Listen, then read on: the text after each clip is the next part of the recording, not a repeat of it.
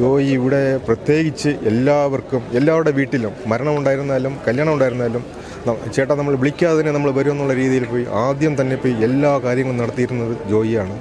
ജോയിക്ക് അതുകൊണ്ട് ജോയിയോട് എല്ലാവർക്കും വലിയ താല്പര്യവും എല്ലാം ഉള്ള ഒരു വ്യക്തിയാണ് ജോയി. ജോലി കഴിഞ്ഞ് വന്നാൽ നിത്യവും ജോലി കഴിഞ്ഞ് വന്നാൽ ജോയിയുടെ കയ്യിലൊരു പൊതിയാണ്. നമ്മൾ ചോദിക്കുമ്പോൾ അമ്മയ്ക്കുള്ളത് എന്നാണ് പറയുന്നത്, അമ്മയ്ക്കുള്ള പലഹാരം എന്നാണ് പറയുന്നത്. ആ രീതിയിലാണ് ജോയി അങ്ങനെ പോയിക്കൊണ്ടിരുന്നത്. കേരളത്തിൻ്റെ തലസ്ഥാനത്ത് ഇങ്ങനെ ഒരു അവസ്ഥയിൽ മരണപ്പെടുക എന്ന് പറയുമ്പോൾ ഞങ്ങൾക്കൊക്കെ പുറത്തിറങ്ങുന്നത് പോലും അവിടെ അങ്ങോട്ട് സിറ്റിയിലോട്ടൊക്കെ പോയാൽ പോലും ഇതേപോലുള്ള ഒരു അവസ്ഥയിൽ പെട്ട് കഴിഞ്ഞാലുള്ള അവസ്ഥ ആലോചിക്കുമ്പോൾ തന്നെ പേടിയാണ്. ജോയിയുടെ സഹോദരൻ്റെ ഭാര്യ മരിച്ചിട്ട് ഇന്ന് 32 ദിവസം ആവണതേ ഉള്ളൂ. അത് കഴിഞ്ഞാൽ ജോയിയുടെ സഹോദരിമാരെ ദൂരസ്ഥലങ്ങളിലൊക്കെയാണ് അയച്ചിട്ടുള്ളത്. അപ്പോൾ അമ്മയുടെ അവസ്ഥ ഇനി വളരെ ദയനീയമാണ്. അവർക്ക് ഉള്ളതെന്ന് പറയുന്നത് ഒറ്റ മുറിയിൽ ഒരു വീടാണ്. അതാണ് നമ്മൾ മുകളിൽ കാണുന്നത്. വേദന വലിയൊരു വേദനയാണ്. കാര്യം എന്തൊരു ആവശ്യത്തിനായാലും ഏത് രാത്രി വിളിച്ചാലും വരുന്നതാണ്. എത്ര ആത്മാർത്ഥമായിട്ടും എന്ത് പണിക്കായാലും പുള്ളിക്കാരൻ നല്ല ആത്മാർത്ഥമായിട്ട് ഇരിക്കുന്നതാണ്. പക്ഷേ ഇങ്ങനെ ഒരു പണിക്ക് പോയാലും ഞങ്ങളാരും അറിയില്ല.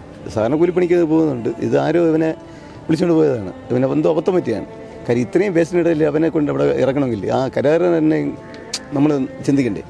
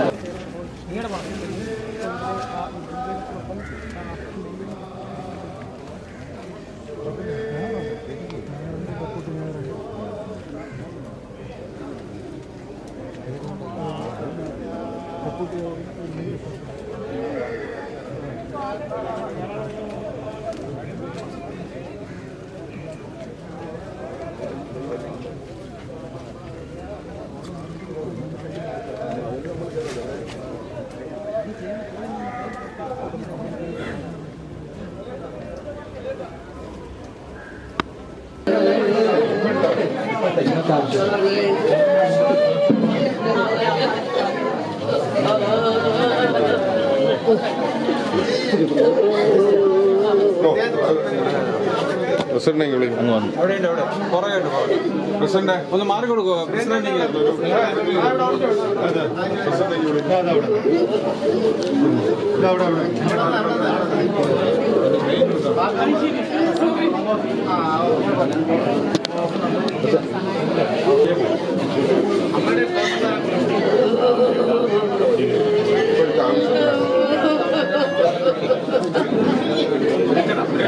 ശരി.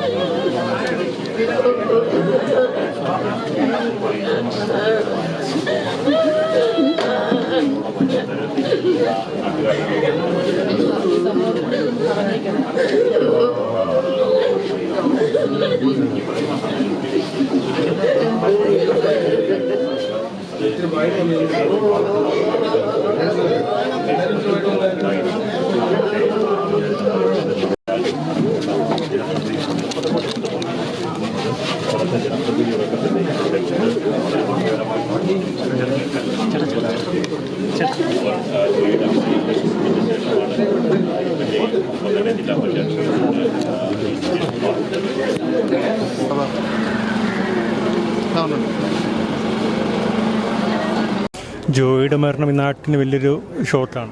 തീർച്ചയായിട്ടും ജോയിയുടെ മരണം നാട്ടിന് വലിയൊരു ഇതായിട്ട് മാറിയിരിക്കുകയാണ്. കാരണം ഒന്നെന്ന് വെച്ച് കഴിഞ്ഞാൽ ജോയി ഇവിടെ പ്രത്യേകിച്ച് എല്ലാവരുടെ വീട്ടിലും മരണമുണ്ടായിരുന്നാലും കല്യാണം ഉണ്ടായിരുന്നാലും ചേട്ടാ നമ്മൾ വിളിക്കാതെ തന്നെ നമ്മൾ വരുമെന്നുള്ള രീതിയിൽ പോയി ആദ്യം തന്നെ പോയി എല്ലാ കാര്യങ്ങളും നടത്തിയിരുന്നത് ജോയിയാണ്.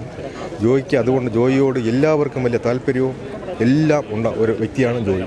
അതുപോലെ ജോയിയുടെ അമ്മയുടെ കാര്യത്തിലും വളരെ പാവമാണ്. ജോലി കഴിഞ്ഞ് വന്നാൽ നിത്യവും ജോലി കഴിഞ്ഞ് വന്നാൽ ജോയിയുടെ കയ്യിലൊരു പൊതിയാണ്. നമ്മൾ ചോദിക്കുമ്പോൾ അമ്മയ്ക്കുള്ളത് എന്നാണ് പറയുന്നത്, അമ്മയ്ക്കുള്ള പലഹാരം എന്നാണ് പറയുന്നത്. ആ രീതിയിലാണ് ജോയി അങ്ങനെ പോയിക്കൊണ്ടിരുന്നത്. ഇത് വളരെ ഒരു ഇതായിട്ട് മാറിക്കഴിഞ്ഞു. നാട്ടിൽ വലിയൊരു ഷോക്കല്ലേ മരണം? തീർച്ചയായിട്ടും. കാരണം നമുക്കൊന്നും കേരളത്തിൽ ഇതുപോലൊരവസ്ഥയിൽ മരണപ്പെടുക എന്ന് പറയുമ്പോൾ ഓരോ മനുഷ്യനും അത്രയും വേവലാതിപ്പെടുകയും സങ്കടപ്പെടുകയും ചെയ്യുന്ന ഒരവസ്ഥയാണ്. മനുഷ്യൻ്റെ നമ്മുടെ കേരളത്തിൻ്റെ തലസ്ഥാനത്ത് ഇങ്ങനെ ഒരു അവസ്ഥയിൽ മരണപ്പെടുക എന്ന് പറയുമ്പോൾ ഞങ്ങൾക്കൊക്കെ പുറത്തിറങ്ങുന്നത് പോലും അവിടെ അങ്ങോട്ട് സിറ്റിയിലോട്ടൊക്കെ പോയാൽ പോലും ഇതേപോലുള്ള ഒരു അവസ്ഥയിൽ പെട്ട് കഴിഞ്ഞാലുള്ള അവസ്ഥ ആലോചിക്കുമ്പോൾ തന്നെ പേടിയാണ്. കാരണം ഇത് കാലാകാലങ്ങളിൽ പിന്നെ ഇത് ക്ലീൻ ചെയ്യുന്നതിന് വേണ്ടി നഗരസഭയായാലും കോർപ്പറേഷനായാലും പൈസകൾ മുടക്കുന്നതാണ്. എന്തുകൊണ്ട് ഇത് ഇത്തരത്തിൽ വീണ്ടും മാലിന്യം അടിഞ്ഞു കൂടുന്ന അവസ്ഥ ഉണ്ടാകുന്നു? അതോടൊപ്പം തന്നെ ഇതിനു വേണ്ടി പിന്നെ 3 പേര് ടണ്ണ് കണക്കിന് വേസ്റ്റ് നിക്ഷേപിക്കപ്പെട്ട് അതിനകത്ത് നിലവിലുള്ളപ്പോൾ തന്നെ ഈ 3 പേരെ കൊണ്ട് അവിടെ എന്ത് ജോലി ചെയ്യിക്കാൻ കഴിയും? ഒരു സേഫ്റ്റി ഇല്ലാതെ, ഒരു ഉത്തരവാദിത്വം ഇല്ലാതെ ഇവരെ അതിനകത്ത് ഇറക്കി വിട്ടവർക്കെതിരെയും നടപടി ഉണ്ടാവണമെന്നാണ് ഞങ്ങൾക്ക് നാട്ടുകാരെന്നുള്ള നിലയിൽ പറയാനുള്ളത്. അമ്മയ്ക്കൊരു ഏക ആശ്രയമായിരുന്നു ജോയി. തീർച്ചയായും. കാരണം ജോയിയുടെ സഹോദരൻ്റെ ഭാര്യ മരിച്ചിട്ട് ഇന്ന് 32 ദിവസം ആവണതേ ഉള്ളൂ. അത് കഴിഞ്ഞ ജോയിയുടെ സഹോദരിമാരെ ദൂരസ്ഥലങ്ങളിലൊക്കെയാണ് അയച്ചിട്ടുള്ളത്. അപ്പോൾ അമ്മയുടെ അവസ്ഥ ഇനി വളരെ ദയനീയമാണ്.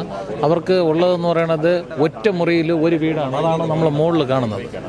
അപ്പോൾ ആ വീട്ടിൽ ഇനി എങ്ങനെ അവർ കഴിയും? അവർക്ക് കെട്ടുറപ്പുള്ള ഒരു വീടില്ല. അപ്പോൾ അതിനൊക്കെ ഇനി ഗവൺമെൻറ് വേണ്ട ഇടപെടലുകൾ നടത്തണമെന്നാണ് എല്ലാം പ്രഖ്യാപനങ്ങളിൽ ഒതുങ്ങാതെ അടിയന്തരമായിട്ട് ഇവർക്ക് വേണ്ട സഹായങ്ങൾ ചെയ്തു കൊടുക്കണമെന്നാണ് ഈ അയൽവാസി എന്നുള്ള ഈ നാട്ടുകാരൻ എന്നുള്ള നിലയിൽ ഞങ്ങൾക്ക് പറയാനുള്ളത്. ഈ നാട്ടിൽ എന്തൊരു ആഘോഷം ഉണ്ടെങ്കിലും ജോയി മുൻപന്തിയിലുണ്ടായിരുന്നു. തീർച്ചയായിട്ടും. ഒരു ക്ഷണിച്ച വ്യക്തികളെക്കാൾ ഉപരി ആദ്യം എത്തുന്നത് പുള്ളിയെ ക്ഷണിച്ചിട്ടുണ്ടാണെങ്കിലും ഇല്ലെങ്കിലും ആ പ്രദേശത്ത് നിന്ന് ആ കാര്യങ്ങളിൽ നിറഞ്ഞ് എല്ലാ കാര്യങ്ങളിലും ഓടി നടന്നൊരു സഹായിയായിട്ട് നിൽക്കുന്ന ഒരു വ്യക്തിയായിരുന്നു. ചേട്ടാ, ഇപ്പോൾ ജോയിയുടെ മരണം ഈ നാട്ടിന് വലിയൊരു വേദനയല്ലേ? വേദന വലിയൊരു വേദനയാണ്. കാര്യം എന്തൊരു ആവശ്യത്തിനായാലും ഏത് രാത്രി വിളിച്ചാലും വരുന്നതാണ്. എത്ര ആത്മാർത്ഥമായിട്ടും എന്ത് പണിക്കായാലും പുള്ളിക്കാരൻ നല്ല ആത്മാർത്ഥമായിട്ടിരിക്കുന്നതാണ്. പക്ഷേ ഇങ്ങനെ ഒരു പണിക്ക് പോയാലും ഞങ്ങളാരും അറിയില്ല. സാധാരണ കൂലിപ്പണിക്ക് പോകുന്നുണ്ട്. ഇതാരോ ഇവനെ വിളിച്ചുകൊണ്ട് പോയതാണ്. ഇവനെ എന്തോ അബദ്ധം പറ്റിയാണ്. കാര്യം ഇത്രയും പേസിനിടയിൽ അവനെ കൊണ്ട് അവിടെ ഇറക്കണമെങ്കിൽ ആ കരാറിന് തന്നെ നമ്മൾ ചിന്തിക്കണ്ടേ. ഒരു വേറുമില്ല അവനെ കൊണ്ട് തൊഴിലിനകത്ത് ഇറക്കേണ്ട ആവശ്യമുണ്ടോ? അത് ഒന്നാമത്തെ കാര്യം. രണ്ടാമത്തെ കാര്യം എന്ന് പറഞ്ഞാൽ നമ്മൾ ഈ നഗരസഭയും ഇവരെ കുറ്റപ്പെടുത്തുന്നുണ്ട്. റെയിൽവേ കുറ്റപ്പെടുന്നു. റെയിൽവേ ഇവരെ കുറ്റപ്പെടുത്തുന്നുണ്ട്. ഇപ്പോൾ തൽക്കാലം നമുക്ക് പറയാനുള്ളത് അവൻ്റെ അമ്മ എന്ന് പറയുന്ന ഇത്രയും സുഖം കിടക്കുന്ന ആളാണ്. കുറേ വർഷം കൊണ്ട് ഇവൻ്റെ ഒറ്റ ആശ്രയത്തിലാണ് അവർ കഴിയുന്നത്. അപ്പോൾ അവർക്ക് എന്തെങ്കിലും സഹായം ചെയ്യേണ്ട നടപടി നഗരസഭയായാലും കേന്ദ്ര റെയിൽവേ ആയാലും എന്തെങ്കിലും ചെയ്തു കൊടുക്കണം എന്നുള്ള ഒരു ആഗ്രഹം മാത്രമേ ഞങ്ങൾക്കുള്ളൂ. ഒരുമിച്ച് നിങ്ങൾ ജോലിക്ക് പോകാനുള്ള തരല്ലായിരുന്നോ? അതെ. എന്ത് ജോലിയും വന്ന് ചെയ്യാം. എന്ത് ജോലി ചെയ്യും? എന്ത് ജോലി ചെയ്യേണ്ട ആത്മാർത്ഥമുണ്ട്. എന്ത് ജോലിയായാലും ചാണകം കോരാൻ പറയാൻ കോരും. അങ്ങനെയുള്ളൊരു മൈൻഡുള്ള ആളാണ്. അത്രയും ഒരു നമുക്ക് അതും പോയിട്ട് നാട്ടിലൊന്നും പറയാം എന്ത് ഒരു ആവശ്യം വന്നാലും ഓടിയെത്തുന്ന ആളും എല്ലാവർക്കും ഒരു വേണ്ടപ്പെട്ട ഒരു പയ്യനായിരുന്നു ഞങ്ങൾക്ക് നഷ്ടപ്പെട്ടത്. ഈ അമ്മയുടെ ഒരു ഏക ആശ്രയമല്ലായിരുന്നു ജോലി തന്നെ. ഇവൻ്റെ വരുമാനം കൊണ്ട് തന്നെ അമ്മ കഴിക്കുന്നത്. നാട്ടിൽ എന്ത് ജോലിക്ക് വിളിച്ചാലും എന്തൊരു പരിപാടി നടന്നാലും മുന്നും ബന്ധമുണ്ടായാലും ഒരു മരണം നടന്നാലും കല്യാണം നടന്നാലും ഒന്ന് ഫുള്ളായിട്ട് നിൽക്കും. ഒരു മടിയില്ലാതാണ് എന്ത് ജോലിക്ക് ഇറങ്ങുന്നത്. നല്ല പണിയും ചെയ്യും. എന്തായാലും ഒരു പ്രതീക്ഷിക്കല്ലാത്ത ഒരു സംഭവമായിരുന്നു. ഇവനിങ്ങനെ സംഭവിക്കുമെന്ന് ഒട്ടും പ്രതീക്ഷയില്ല. അത്രയും ഒരു എന്തായാലും ഞങ്ങൾക്കെല്ലാം ഒരു അഗാധം. നമ്മളെ ഈ നാട്ടുകാർക്ക് എന്തായാലും ഒരു സങ്കടമാണത്. രാവിലെ നേരം വെളുക്കുമ്പോൾ തന്നെ എണിച്ച് ജോലിക്ക് പോകണം. ജോലിക്ക് പോകുന്നുണ്ട്. ഞങ്ങളാരും ഉണർന്നില്ലെങ്കിൽ ചിലപ്പോൾ ഒരു വിളി വിളിച്ചിട്ട് സജി എന്ന് ഒരു വിളി വിളിക്കുക, അല്ലെങ്കിൽ അവൻ്റെ വീടിൻ്റെ അവിടെ കൂടെ പോകുമ്പോൾ ഇതുവഴി യാത്ര അവൻ്റെ. അപ്പോൾ ഓരോ വിളി വീടിൻ്റെ ഫ്രണ്ടിൽ വന്നിട്ട് ഒരു വിളി വിളിച്ചിട്ടാകും പോകുന്നത്. ആക്രി പറയാൻ പോകും. കാര്യം അവൻ്റെ വീട്ടിൽ എന്തെങ്കിലും അവർക്കൊരു ബുദ്ധിമുട്ട് എന്നുള്ള ആഹാരത്തിന് വേണ്ടി ജോലിക്ക് പോകുന്നു. അത്ര തന്നെ അവർ ആത്മാർത്ഥമുണ്ട്. എന്ത് പണിക്ക് വേണ്ട, അത്രേ ഉള്ളൂ. ഇപ്പോൾ ഒരു വേദനയില്ല ഈ നാട്ടുകാർ. ശരി തന്നെ, നല്ല വേദനയുണ്ട്. അമ്മേനെക്കാട്ടും വേദനപ്പെടുന്നു. ഒരു കാര്യം ആശ്രയമില്ല. ഒറ്റയ്ക്ക് മാത്രമേ ഉള്ളൂ. ഈ മോൻ്റെ ആശ്രയമായിരുന്നു. ഒരു ഭർത്താവ് മരിച്ചിട്ട് അനേക ദിവസങ്ങൾ വർഷങ്ങളായി മരിച്ചിട്ട്. പിന്നെ ഒരു മരുമോൾ കഴിഞ്ഞ 1 മാസമായുള്ളൂ മരുമോൾ മരിച്ചിട്ട്. അതിൽ കൂടി ആ ദുഃഖം തീരുമ്പോൾ ഈ ദുഃഖം കൂടി ആയപ്പോൾ സഹിക്കാൻ പറ്റാത്ത അവസ്ഥയാണ്. ഈ ജോയിയുടെ ഏത് വരുമാനമായിരുന്നു അമ്മയ്ക്ക് ഒരു ആശ്രയം? അതെ, ഒരു ആശ്രയം തന്നെയായിരുന്നു. അവരിനെ കൊണ്ടുകൊടുത്ത് അവരെ കാര്യം നോക്കണത്. പിന്നെ അവർ തൊഴിലുറപ്പിന് പോകും. എന്നാലും അവരെ കൊണ്ടൊന്നും പറ്റൂല. വയസ്സ് പ്രായം ചെന്നില്ലേ, കാലിന് സുഖമില്ല. അവർ അസ്വസ്ഥത പിടിച്ചവരാണ്. അങ്ങനെ ഭയങ്കര ഭാരത്തിലും പ്രയാസത്തിലും കഴിയുന്ന കുഴപ്പം തന്നെയായിരുന്നു. പക്ഷേ ഇതും കൂടി ആയി നഷ്ടപ്പെട്ടപ്പോൾ അവർക്ക് ഭയങ്കരമായി താങ്ങാൻ പറ്റാത്ത അവസ്ഥയാണ് തിരിയുന്നത്.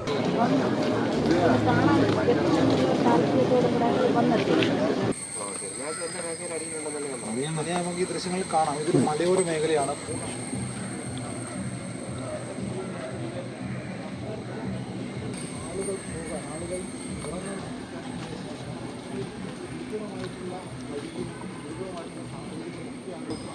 മറ്റവരുടെയെങ്കിലുമൊക്കെ കാലത്ത് ഇതിനേക്കാട്ടിലും സുന്ദരമായി അത്രയും മോശമായിട്ടുള്ള ആ ഒരു വീട്ടിലാണ് ജോയിയും ജോയിയുടെ അമ്മയും 75 വയസ്സുകാരിയായ ജോയിയുടെ അമ്മ മെൽഹിയും അതുപോലെ 47കാരനായിട്ടുള്ള വീട്ടിൽ അന്തി ഇറങ്ങുമ്പോൾ നാം ഏറ്റവും അധികം ആഗ്രഹിക്കുന്നത് സുരക്ഷയാണ്. നമ്മുടെ സ്വയം സുരക്ഷ, നല്ലൊരു വീട് വേണം. ആ വീട്ടിൽ സ്വസ്ഥമായിട്ട് അന്തി ഉറങ്ങാൻ കഴിയണം.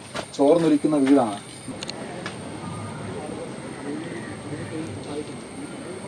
കാഴ്ച ഇതുകൊണ്ടാണ് ജോയിയുടെ വീട്ടിലേക്ക് വരാനുള്ള വഴി ഈ കാണുന്നതായിരുന്നു. നമ്മളിപ്പോൾ വന്നത് മറ്റൊരു വഴിയാണ്. ജോയിയുടെ മൃതദേഹം